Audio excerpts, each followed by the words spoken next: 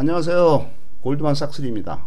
오늘은 미국이 처음 건국됐을 때 1776년 독립했을 때 그 건국 초기의 대통령들에 대해서 알아보겠습니다. 미국의 초대 대통령은 일대 대통령은 조지 워싱턴입니다. 1732년 태어나 1799년 사망해 67세에 사망한 그는 1789년부터 1797년까지 57세에 대통령으로 즉위를 해서 8년 동안 통치를 하게 됩니다.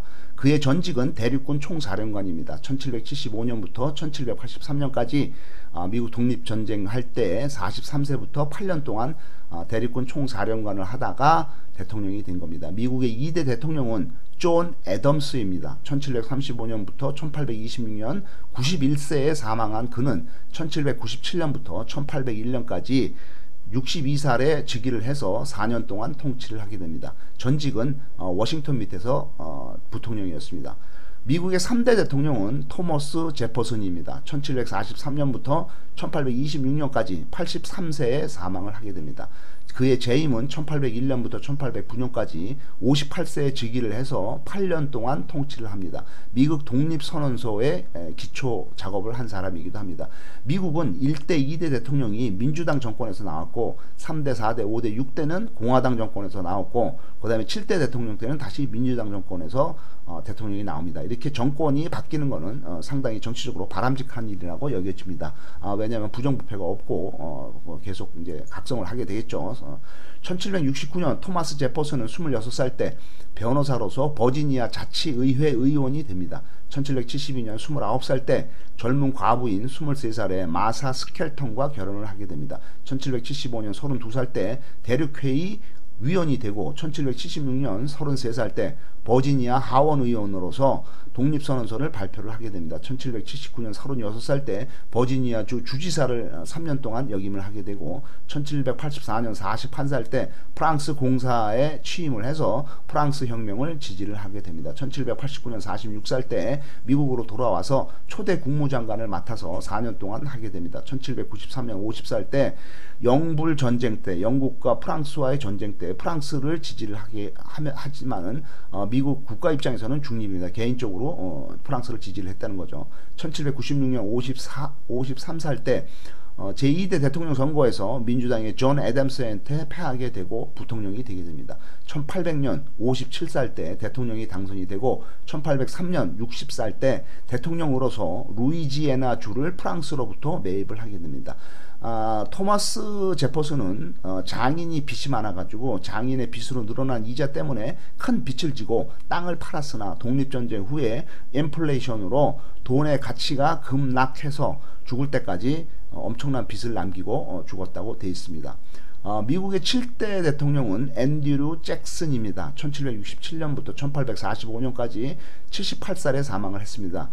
그의 재임은 1829년부터 1837년까지 62살에 즉위를 해서 8년 동안 통치를 하게 됩니다. 앤드류 잭슨은 켈트족 아일랜드계 군인 출신으로서 흑인과 원주민을 차별한 인종차별주의자입니다. 정치인, 노예주, 농장주, 상인으로서 성공을 하고 토지 투자에도 성공을 합니다. 미국 달러 20달러에 표시되어 있는 인물이 바로 앤드류 잭슨 미국 7대 대통령입니다. 1796년 29살 때 테네시주 주의원이 되고 1798년 31살 때 주 판사를 6년 동안 하게 되고 1801년 34살 때 테네시주 대령 민병대 사령관으로서 인디언들을 대학살하게 됩니다. 1812년 45살 때 체로키족과 촉토족과 함께 인디언 원주민인 크릭족을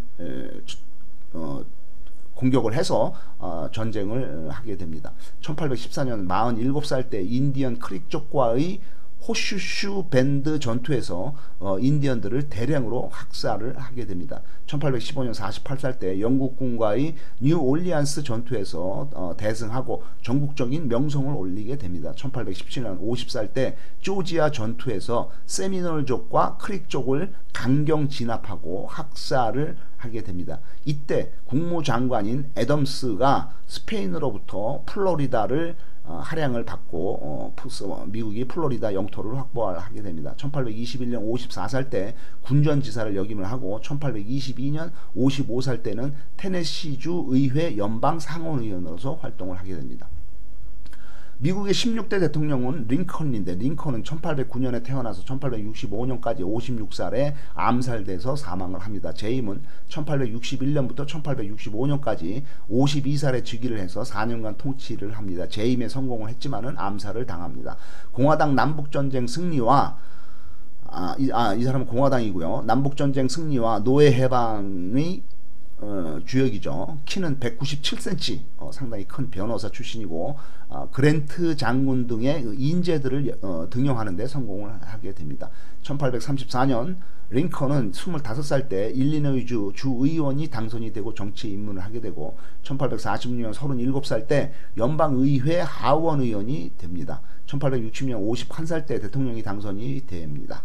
그 링컨은 전형적인 기버입니다. 주는 사람이죠. 상대의 이익을 우선시하고 상대를 배려를 합니다. 먼저 베품으로써 훗날의 성공을 보장을 받습니다. 일리노이주 상원의원 선거에서 지지율 38%인 그는 후보를 사퇴하고 지지율 9%뿐인 트럼프를 지지를 합니다. 44% 지지율의 현직 주지사인 매트슨과 싸워서 트럼프 진영, 그러니까 링컨과 연합진영이죠. 트럼프 진영이 51대 47로 승리를 하게 됩니다. 4년 후 상원의원 선거에서 트럼프이 링컨을 지지를 하면서 선거에서 승리를 하게 됩니다. 링컨은 타인의 이익을 위해서 최선을 다했습니다.